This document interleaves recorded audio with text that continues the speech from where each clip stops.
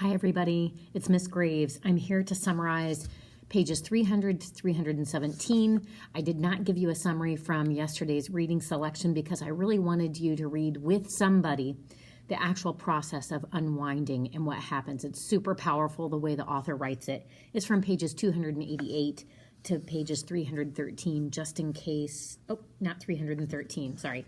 From pages 288 to page...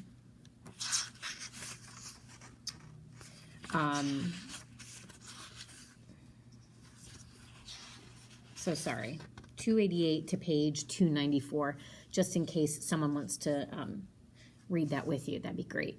Okay, page 300 to 317, we're really getting near the end. Let's see how things wrap up.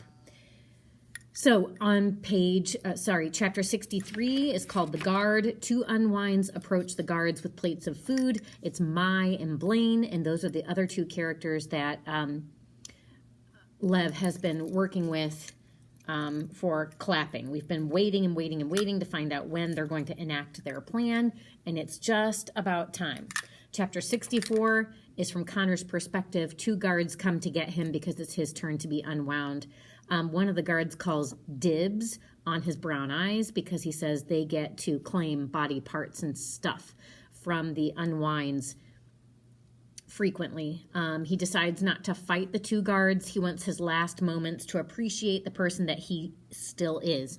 Chapter 65 is called Clappers. And on page 305, there's some really interesting writing style I wanted to look at with you. It's called Parallelism, where the author repeats the same concept or idea at least 3 times. And so on page 305, the beginning of 3 different chapters, it says, for clappers who believe their act will somehow bring about change.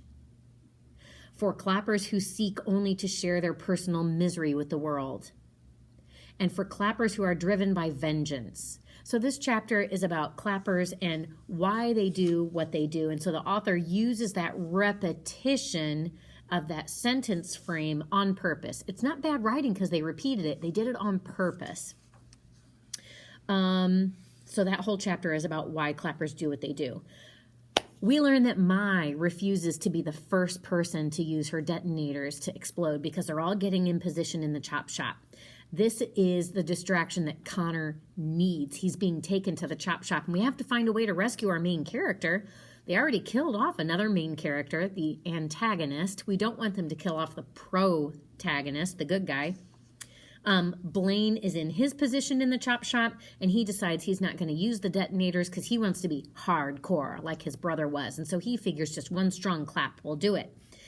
Lev is stuck in a meeting with a psychologist. He got dragged there for whatever reason. Connor needs this distraction. And with Mai saying, well, I'll do it, but I don't want to be the first. And with Blaine saying, well, I don't want to be the first, but I'm going to do it. I'm going to be hardcore about it. Like, who's going to get the detonation started? All the kids are like, oh my gosh, the Akron AWOL is on his way to the chop shop because they see Connor doing his walk through the window, and Lev freaks out. He yells, Connor, and screams, and he doesn't want to start clapping when Connor's inside the chop shop. They want to blow it up, but they don't want to blow it up with Connor inside. So we've got all that attention being drawn. Oh my gosh, this is heart-wrenching because, okay, at the bottom of page 308, how could he have been so stupid? He should have known.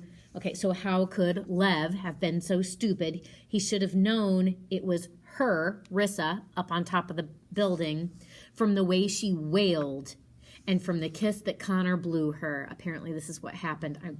Since I'm summarizing, this is what happened when Connor was walking down the red carpet. He looked up on top of the building and saw her and blew her a kiss, and she wailed because she realized it was his turn to get unwound. Lev stands there petrified with disbelief, and the world comes to an end. Oh my gosh. So then we go to the other part of the building where Blaine is. A juvie cop is there, and he sees that Blaine's not where he's supposed to be, and he takes his tranquilizer gun and he shoots Blaine. Well, that tranquilizer gun is all we needed for those 6 quarts of liquid explosive in his veins to, boom, go off. So then Mai hears that explosion, and she claps once. Nothing happens. So she claps a second time, and nothing happens. Finally, Third time's the charm. She claps again, and a second explosion happens. Now remember, there's, Lev over here in this location hearing and experiencing the explosions. There's Connor inside the building experiencing the explosions. There's Rissa on top of the building experiencing these explosions. So the roof cracks and crumbles and the band falls down, and Lev sees that, and he feels like all hope is lost. Rissa is dead. Connor is dead, and he just can't take it anymore, and he decides to put himself out of his misery. And before he can clap his hands, Connor stumbles out of the rubble, okay? His right arm is crushed and mangled, and Lev sees that and runs to his rescue, and Connor is just all out of sorts, and he looks up and he sees an angel all in white, and then he realizes it's Lev, and he says something to Lev that Lev said to him once. He says, "Lev, how are things?"